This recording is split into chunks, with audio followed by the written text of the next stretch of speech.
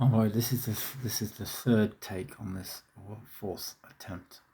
This is about this document in the Turing Digital Archive at King's College. It's the URL here.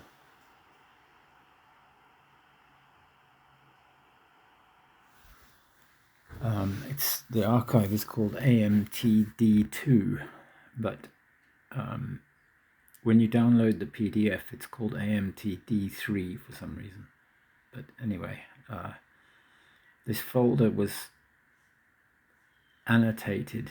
The notes in this thing were annotated by Robin Gandy, who was one of Turing's students.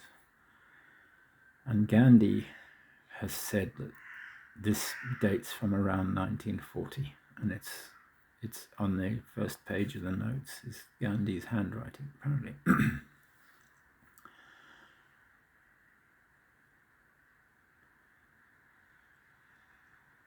And if we go to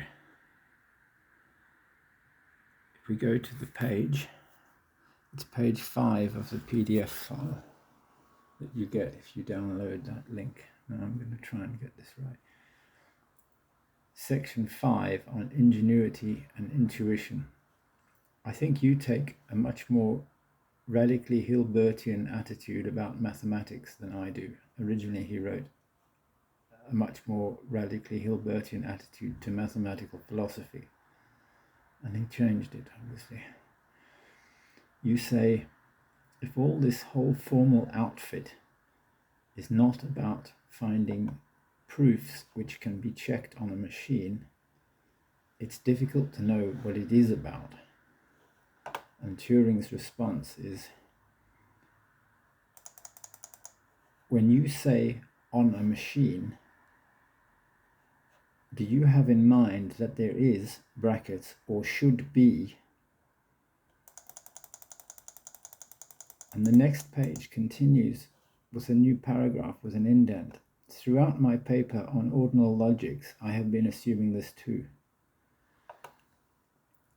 So, without doubt, there are one or more pages concerning the automatic generation and or checking of machine proofs and ordinal logics, and its relation to intuitive mathematics.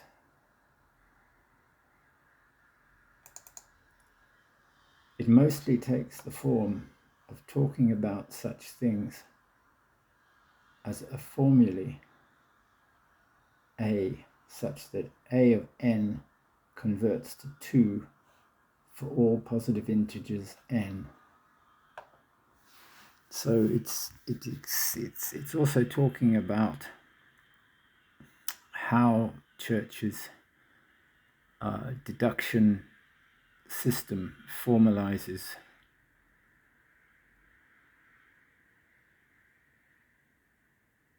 inductive proofs. And so if you go back to my web post,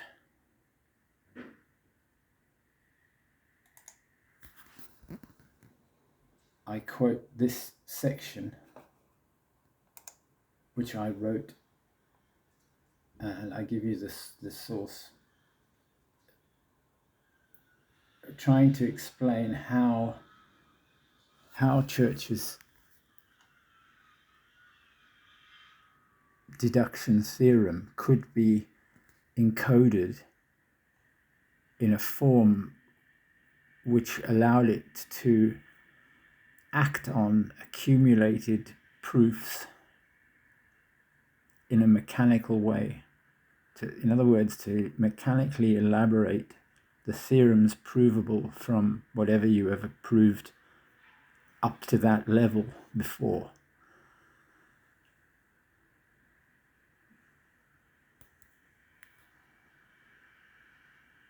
And that was close to the end of that document. But I really did have a strong sense that there was something very, very neat and beautiful there. But I wrote that in 2012 or early 2013, and I was in terrible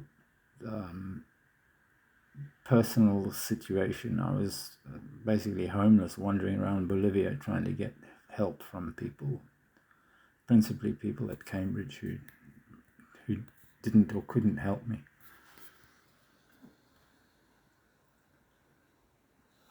So if you go to not that web page, although that web page is perfectly relevant, not that web page either, though that is also relevant. You go to this web page, that's the document I wrote on called Proofs and Representations. And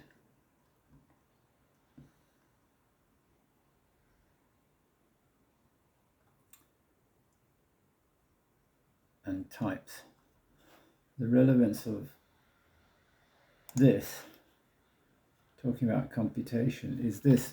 Professor Peter Andrews was a student of Alonzo Church as well, so as Dana Scott and Martin Davis and all these people. So Peter Andrews is a professor emeritus at CMU, and they have produced this system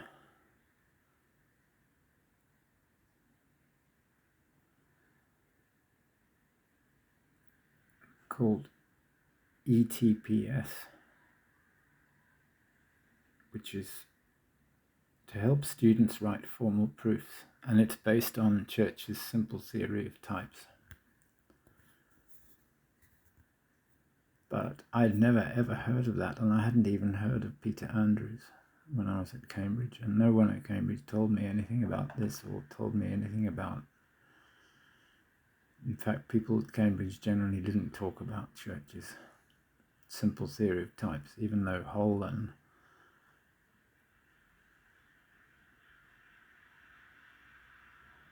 other theorem provers, Hull Light, are based on their ideas. So that's academia for you. And this last blog post I did, Aristotle on God, is just straight out the last paragraph of part 6 of the Metaphysics and the first 3 paragraphs of part 7. And the sense that you get from that is that when you add Aristotle's other writing about mathematics,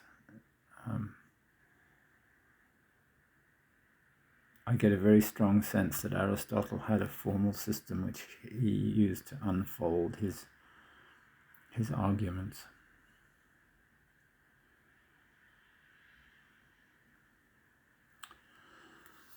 So there.